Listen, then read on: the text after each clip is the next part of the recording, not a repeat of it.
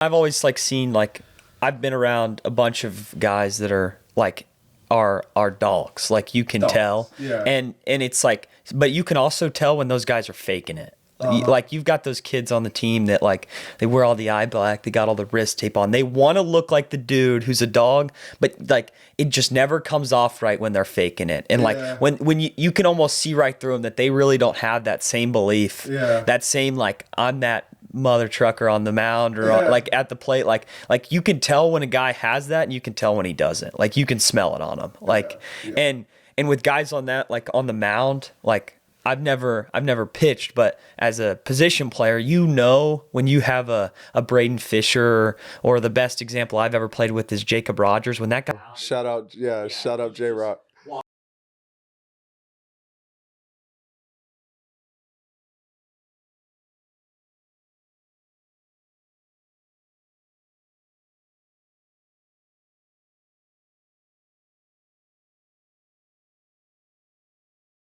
Like 99 this year.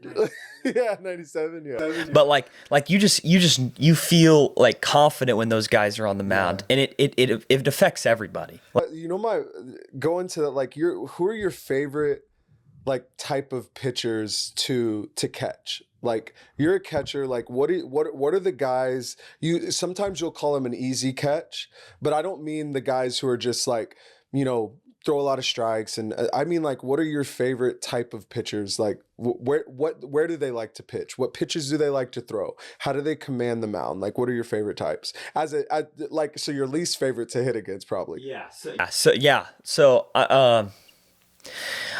I don't know. I don't like.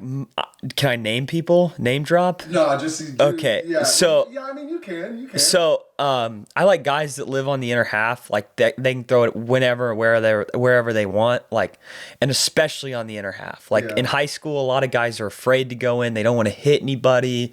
But when you have a guy who can throw a fastball in the inner half and land a breaking ball, it's going to be a long night. Like for sure. Especially in high school ball.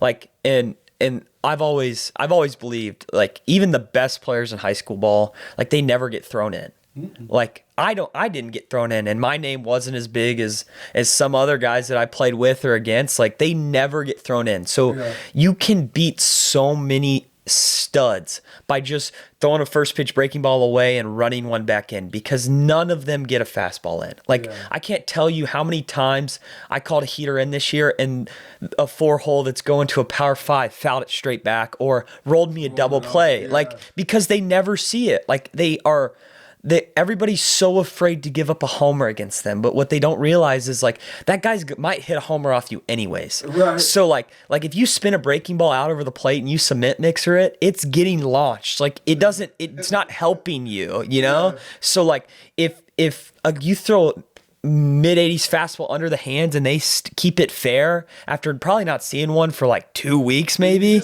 you tip your cap, bro. That guy beat you and he was probably gonna beat you anyways. So like so I mean even my high school team this year, like the two that really jumped off the page, he's my favorite. McGill's fastball is devastating. As the most fun to catch were Eric McGill and Houston Rhodes. I also Blake Encarnacion had a great year too. But all of those guys loved to throw the fastball in and always had an off speed they could throw for a strike. Like whenever they wanted. It just made life so easy as like a guy who loves pitch calling, and I had the opportunity to call a bunch of pitches for my high school team this is awesome. Shout out to your coaching staff, or shout out to you for earning that. Like you earned that privilege, but shout out to your coaching staff for allowing you to do that. I'm sure your pitchers appreciated it too. Pace of play. You know, when you don't have to relay. Look at the band and all that crap, bro. You don't have to pitches in, like being able to, I think that's awesome. But I couldn't agree more. And I feel like, our shout out to Houston too. We had a fall, right? Our team had a fall where like I demanded that you pitched in. You had to throw at least one fastball into every hitter. You remember that? I do. And you had to we went only change up. Yeah. So, but the fastball in, because I'm a big believer in that. And where do they attack? Turn on Major League Baseball and watch where they attack the best hitters in the league with fastball. Yeah, they throw a lot of off speed away, of course, but You don't let, like, how many times does Jose Altuve have to hit an outside fastball over the railroad tracks before they stop throwing it? Yeah. Like, the way you get him out is up and in. And if you don't get it up and in, you just hope he doesn't homer. You know, like in those type of hitters, but the best in the world get attacked in, right? On purpose. Like, bro, you know, and like you said, if you turn this 97 around on the on the inside corner, and then we're gonna, good job, bro. Great job. I mean, what can you do? But I'm definitely not gonna give you more time on a fastball away, because that's another misconception about, or not misconception, but that's something that's missed about pitching in, is a guy who's 85 who pitches in consistently, like that fastball is 88 on the inside corner, 89, but on the outside corner, that 85 is 81. And it starts to become real hittable. Yeah. Like, and so that's what you have to take into consideration too. A lot of guys won't pitch in because they feel like they can't throw hard enough. And it's like, but that's the thing, dude. You make your fastball look 5 miles an hour harder if you throw it at his ribs. And how many, and at the high school level, I know college is different, but at the high school level, how many hitters are going to stand there and take one in their belt? Very few. They're going to be hopping. Bro. Ball one, oh well. And now he's not, now the outer third is yours. Yeah, he has no chance. Yeah. Throwing up around his front shoulder. And then he's like, oh damn, like now he's anxious, and now the outer third is yours. Yeah. But I couldn't agree more, dog. And on the point about pitchers, I want to ask you, like, it'll be a good segue, and we'll talk mental game at the end of the podcast. But you mentioned Jacob, and like, I'll tell a little story about Jacob. I'll probably tell the same one if he ever comes in podcast with me, but it was his gonna be sophomore year. Okay. The year before, he just like went bananas. Right. And we're at Crosby. We're getting ready to play a game. So Jacob's overthrowing his pen like on flat ground, really. And so I go over there before the game, and this was the first tournament he played with us. So I go over there, and I watched him throw 4 or 5 pitches, and I said in my head, this is a dude. He doesn't even know it yet. Yeah. He was throwing like 77, you know, as an incoming sophomore, like 76, 77, just a whatever, you know, sophomore. And as sophomores out here throwing 95, you know, he's just a whatever guy, right? But was loose and stringy and a good athlete. And he spun a changeup in there that just like fell. And I'm like, and I literally, I remember asking or telling him when he got done with his pin, I was like, you're a dude. Do you know that? Like, you're a dude. You're going to be a very, very good pitcher. Yeah. And like, sure enough, but back to the original point, like, I just wanted to tell that little story about Jacob, just because, you know, he always had that like energy that you were talking about, but it was so calm. Like, the best players that I know, or that I coached and that I played with, and I played with a lot. I played with some big leaguers, right? But and then coached a lot of players, like a lot of good players, and they all had this like silent, almost like unspoken confidence. Like, they're not the guys who like beat their chest and, you know, want everyone to see them. They like Jacob was like that on the mound. Like, he'd turn around and look at the other dugout and say what we all know he's saying, right? Yeah. But like, outside of that, he's just like, you would never know. Like, he doesn't carry himself like he's better than everybody. And like, that's that, you know, I know it's big, and like, and I want you to comment on this for sure, but I know it's big in the baseball community. Like, a lot of, you know, the mental game is like this. It's the opposite of that. It's like this, you know, these guys that go around to the universities and teach mental game. And it's like, they're all like, you know, like you're carrying yourself like you're the baddest dude in the world. And, you know, that works for some guys. I get it. But I'm telling you, the best players I ever played with were not that way. They knew it inside them and in their mind, but it didn't come outward in the way that they carried themselves. Yeah. It was just this, you know, and I feel like that's one of the best ways that you tell if a dude is like really one of those guys. If he's like, you know, has to tell everybody how good he is, has to, you know, show up coaches and be, you know, not be a good like teammate or have like some sportsmanship to the other team and the umpires, that's like the first sign he's like not really that good. Yeah. He's getting washed up. but it's the kid who like, maybe you wonder if he's that confident, like at first, and that confidence grows. But I don't know, man. Like, you tell me, like, the best players you've ever played with, like, how did they carry themselves? Yeah, I always thought like you could always tell if it was real or not. And it usually came from the guys who put in the work. Like the guys who worked hard, like the confidence didn't come from like a place, like they didn't have to fake it, right? Because if you put in the work, it's like if you go to a test, you taking a test.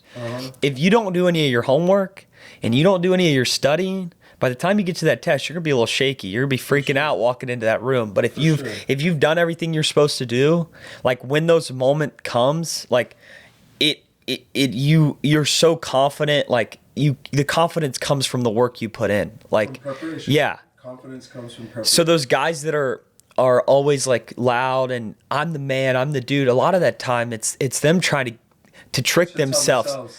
Because they haven't done the homework, they haven't studied for that test, right? I love that so like much. But the guys who have, like, they don't care, like they know it's about to happen. Like it's about to happen, you know? Like or they got the confidence that if it doesn't, like if they fail, they're just going to get back to work. They're just going to go back to the lab and they're just going to figure it out in a little bit. 100%, man. I love that. I've always thought like you could just tell if somebody's faking it. And it's a lot of times it's those kids who don't work hard and it's them trying to trick themselves into thinking, "Oh, I'm this dude, oh, I'm that guy." Yeah. But like they don't believe it because they haven't worked hard enough and they like it's all fake. Like you can tell, bro. It's pretty obvious when you see a guy faking it. Omar told me when we did our podcast, I want to tell you, like, I want you to comment on this.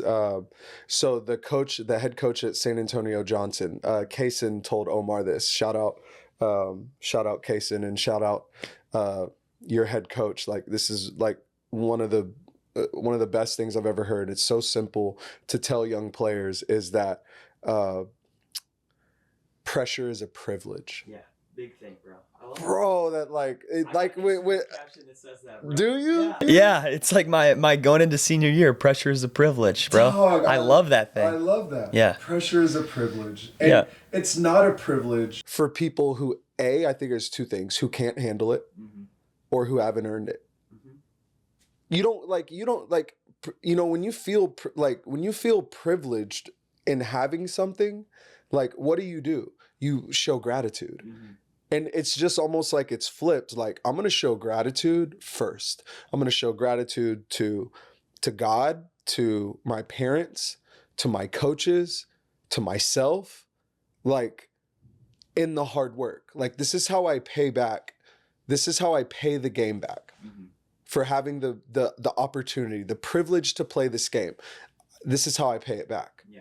You know? And I think that's so layered, and you can go so many different ways, but you know, there's so many kids that they don't feel privileged to play. You know, you got to go to the Dominican Republic one year and just see how actually privileged you are. There's kids out here and, you know, mommy and daddy buy them whatever they want. They never get told no. They get to do whatever they want. So why would you work in baseball? Like, if everything else comes easy, and that's something that you have to like learn to balance. You know, your parents, you know, worked hard to provide an incredible life for you, right? And you get like, they'll do whatever they need, do whatever you need to be good. But how do you pay them back? By getting your ass up and working out at 6:30 every morning, by meal prepping, by like, you earned that privilege from them, or they wouldn't keep doing it. I know Rock and Allison. Yeah. Like, if you didn't earn it, like, there's been multiple times they told you like, hey, if you don't like start doing X, Y, and Z, and it was never baseball stuff. This is like shit around the house, right? But if you don't start doing X, Y, Z, I'm not paying for Cam, and then you did X, Y, Z. Yeah. You know what I mean? And like, that's like one of my most passionate things that I try to do as a coach is try to get kids to like really work hard, not just for them and their confidence and their discipline and their like actually being good at baseball, but like learning to like pay back, like the, you know, show some gratitude and some ownership for like the people that like make this happen for you. You know, I know like I've got Ollie, and you know, you know, I know how hard it is to say no to my son too. Like he doesn't get told no often either, right? So I can get it, you know, but there's just a lot of kids out there that don't appreciate or understand the sacrifice that their parents make and that, you know, their coaches make, and you know, just the privilege that they have just to be able to play baseball in the United States. Yeah, bro. I mean, yeah, we went to the when I went to the DR, it might have been like freshman or sophomore year, Thanksgiving break. Like you had kids, like the worst batting gloves in the bottom of my bag, and they are begging me for them, Right. like begging me, and like they don't even they're not even you there's no leather left, like there's nothing to put your hands in, but they like it was everything to them, bro. Like or if like we bought a bunch of gloves, and some of them were nicer, some of them were not. And like you had kids older than me walking up to me like, can I please get like one of these Walmart gloves? Like, but like it was anything. And those guys, like they were hitting tires. Like it was anything to get better. And like, I've always, it almost was like a wake up call. Like you have to get to work because you're not like, to see how big the pond is, like you're not as good as you think you are, like you're not as talented, like you're not working as hard as you think you are, because the way it works there is like they go to school till 3rd grade, then they get picked up by those academies and they're working out like 3 or 4 times a day. So if you're not working out twice a day, you're not catching up to them. Like they're taking the job you want. Like, so I mean, it was just a huge wake up call to me. Like, first of all, like, not like you just play baseball. Like you don't have to have all the nice stuff. Like at some point you just gotta like, there's ways to get better that aren't always like having the nicest equipment and everything. For sure. And like also like how blessed I was to get everything and be able to go to DST and all the places I work out and go to you and stuff like that. Like these kids really don't get all that stuff. They don't get the cool gloves. They don't get all the stuff that I get. So like, you have to put in the work, like do it because they don't. You almost like, you know what I'm saying? Like, like if they had all the stuff I had, bro, they would be, they'd pass out almost, bro, with excitement. But so might as well, like it's I get a better opportunity they do. I might as well use it, you know? Right.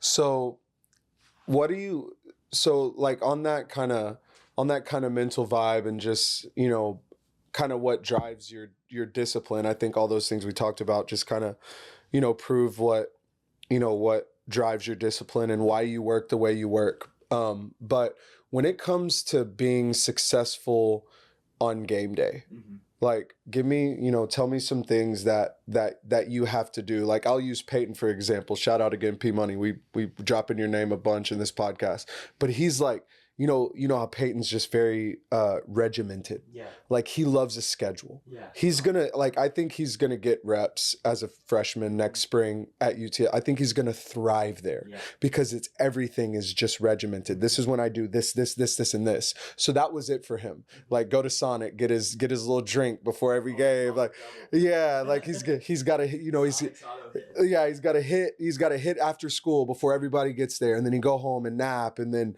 get his Sonic drink, and then go hit again, and then play. Right? Like everybody has their vibe. What has led to your, you know, success on the field?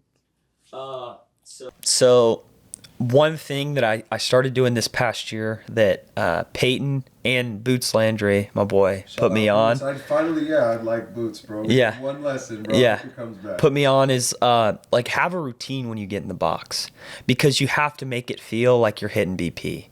You know what I'm saying? Like so you see me do it. Like I draw all those lines and I set my hips, and I do that before I get into every single BP round. Yeah. And even like if I take 3 bad swings in a row, what do? I step out, I do everything, and I get right back in the same way.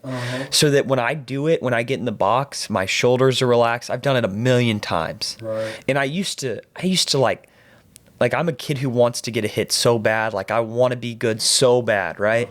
And it was the only way I could find like a way to be like, this is just another AB. Like I've taken a million of these swings in a row. So like having a pre, neutral, like, stay neutral, like have my on deck feels do them every time, do them before I hit BP.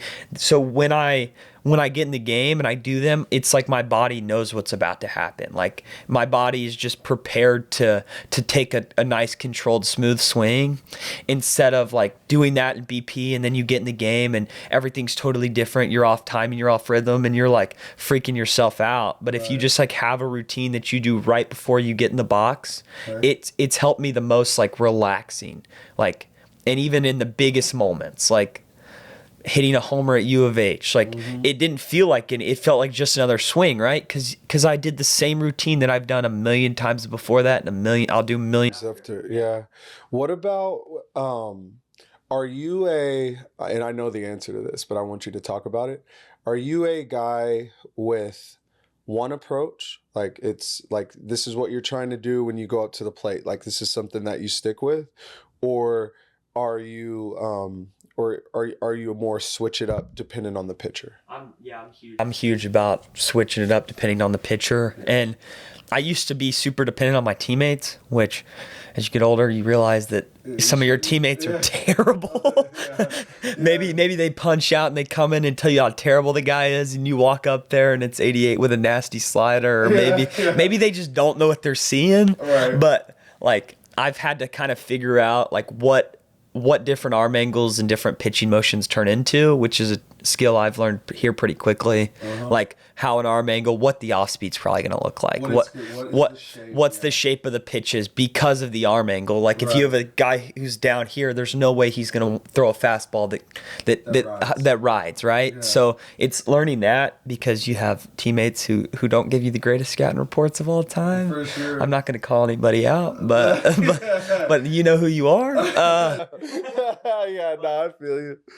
But yeah, it's kind of that like switching up what I'm trying to do depending on the guy, and figuring out how like what his pitches are going to look like. Yeah. So like a high spin rate guy, I might think a little bit more swing down, right? Because I like swing down on the top half. Because if I dump too much, I'm gonna swing right under it. On a guy who sinks it, and I'm happy, bro. That's the guy I want. Yeah. You want that fastball down, bro? Me too. Yeah, me too. It's just kind of like understanding what different arm angles, like what their pitch shapes look like, and taking that like, how is he gonna throw me?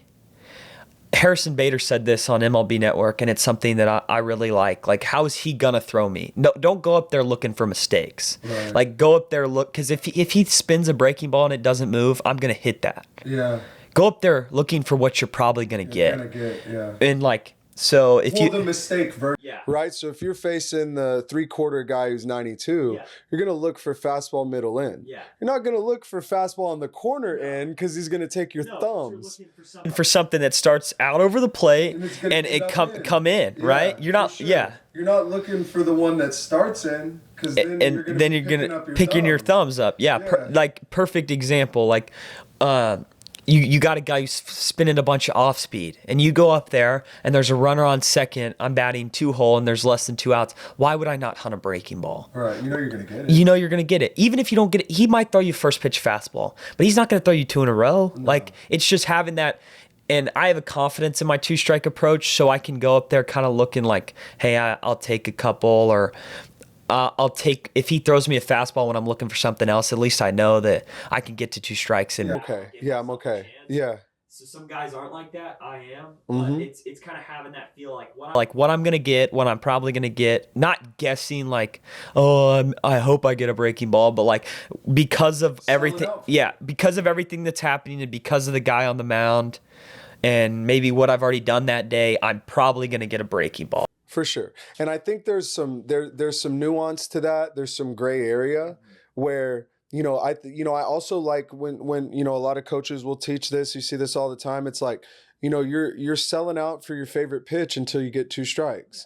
And while I think that that's good foundation, and definitely what I would, I think plays at even up to the high school varsity level, because those guys just, they're probably going to make a mistake. They're 17, 18-year-old pitchers. They're probably not going to dot you, 4 times in a row, right? But just it's like your favorite pitch within what that guy is likely to throw you.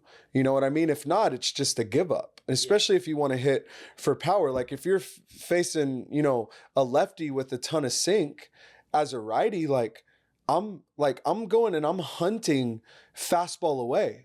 Like, and it may even be a little off the plate. I'm still turning it loose and trying to destroy the right center gap or the center field gap. But if you go up there because you hit fastball in the best and you sell out the whole game for a fastball in from that lefty, you're probably not getting that pitch. Yeah, something me and like my teammates would talk about when you see a guy on the mound is like which one's the one that you can really get to. So like the lefty with sink, like your approach should be stay to the opposite gap, hit a laser at the second baseman as hard as you can. Right. But if he flips that slider, that's the one. Like like have an idea of which one, like what's the pitch that you can crush off that guy, and don't go up there hunting it, but like maybe 0-0, like you could sell out. Like I really want this lefty to spin me a slider. Like I really do, because it's coming back towards me. If he leaves it up, that's the one. Because if he throws a fastball in the outer half, the best you're going to do with that is smoke one in the right center gap. Like unless you take a really good swing or you've got big boy juice, like you're probably hitting a backside double off a kid who's sinking it. Especially if it's a legit fastball. Yeah. But like, but if you've got a guy who's throwing a breaking ball in there, even if it's good, if it's coming back to you, you have a chance to run into that one. Like me and Peyton would always talk about that. Like go up there, and it's the opposite usually because he's a righty and I'm a lefty. So like a sidearm lefty, well Peyton can run into if he accidentally throws him a heater in, that's the one that Peyton's gonna say goodbye to. Yeah. Well, I'm the opposite, right? Like I want that cement mixer that doesn't move and stays up. Like it's kind of having that idea of like which one's the one I can hit really hard, but also having a good approach behind it. Yeah. Because if I have that feel of backside and he spins me a breaking ball, that's the one I'm going to hit out. Yeah. But if I'm sitting there looking for him to spin me a breaking ball and pull the ball, you might miss a fastball you can double. Yeah, exactly. 100%. And you know what, man, we're getting to the back end of the cast, and I feel like the kind of theme, and I thought was the most important even from the jump, when it comes to you, and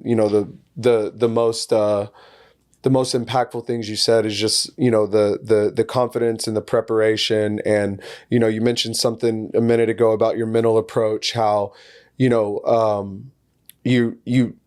can go up there and you can hunt certain pitches because you're confident in the way that you can compete with two strikes, and just everything kind of comes back to confidence and preparation. And if you could, give some advice to a younger kid who wants to play college baseball one day, what would you tell him? Just like encompassing, right? A lot of intangibles that go along here that you have to do, but to a younger kid that wants to play college baseball, how would you tell him to do it?